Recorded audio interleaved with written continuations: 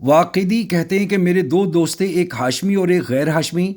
ہم تینوں میں ایسے گہرے تعلقات تھے کہ ایک جان تین قالب تھے۔ میرے اوپر سخت تنگی تھی، عید کا دن آ گیا۔ بیوی نے کہا ہم تو ہر حال میں صبر کر لیں گے، مگر عید قریب آ گئی۔ بچوں کے رونے اور ضد کرنے نے میرے دل کے ٹکڑے کر دیے۔ یہ محلے کے بچوں کو دیکھتے ہیں کہ وہ عمدہ عمدہ لباس اور سامان عید خرید رہے ہیں، یہ پھٹے پرانے کپڑوں میں پھر رہے ہیں۔ اگر کہیں سے تم کچھ لا سکتے ہو تو لا دو۔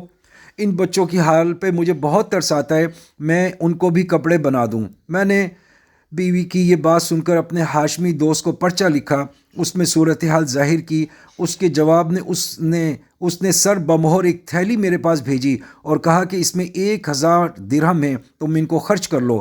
میرا دل اس تھیلی سے ٹھنڈا بھی نہ ہونے پایا تھا کہ دوسرے دوست کا پرچہ میرے پاس اسی قسم کے مضمون کا جو میں نے اپنے ہاشمی دوست کو لکھا تھا آ گیا۔ میں نے وہ تھیلی سر بمہر اس کے پاس بھیج دی اور بیوی کی شرم میں گھر جانے کی ہمت نہ ہوئی۔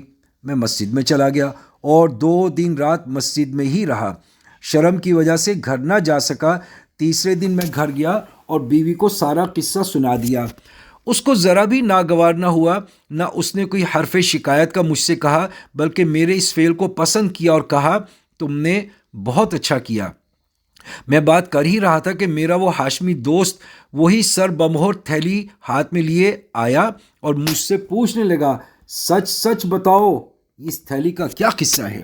میں نے اس کو اس واقعے کا قصہ سنا دیا۔ اس کے بعد اس ہاشمی نے کہا جب تیرا پرچہ پہنچا تو میرے پاس اس تھیلی کے سوا کوئی چیز نہیں تھی، میں نے یہ تھیلی تیرے پاس بھیج دی۔ اس کے بعد میں نے تیرے تیسرے دوست کو پرچہ لکھا تو اس نے جواب میں یہی تھیلی میرے پاس بھیجی۔ اس پر مجھے بہت تعجب ہوا کہ میں تو تیرے پاس بھیج چکا تھا، یہ اس تیسرے دوست کے پاس کیسے پہنچی؟ اس لیے میں تحقیق کے واسطے آیا تھا۔ واقعی رحمۃ اللہ علیہ کہتے ہیں کہ ہم نے اس تھیلی میں سے 100 درہم تو اس عورت کو دے دیے اور 900 درہم ہم تینوں نے آپس میں بانٹ لیے۔ اس واقعے کی کسی طرح مامون الرشید کو خبر ہو گئی۔ اس نے مجھے بلایا اور مجھ سے سارا قصہ سنا۔ اس کے بعد مامون الرشید نے 7000 درہم دیے، 2 ہزار ہم تینوں کو اور 1000 عورت کو۔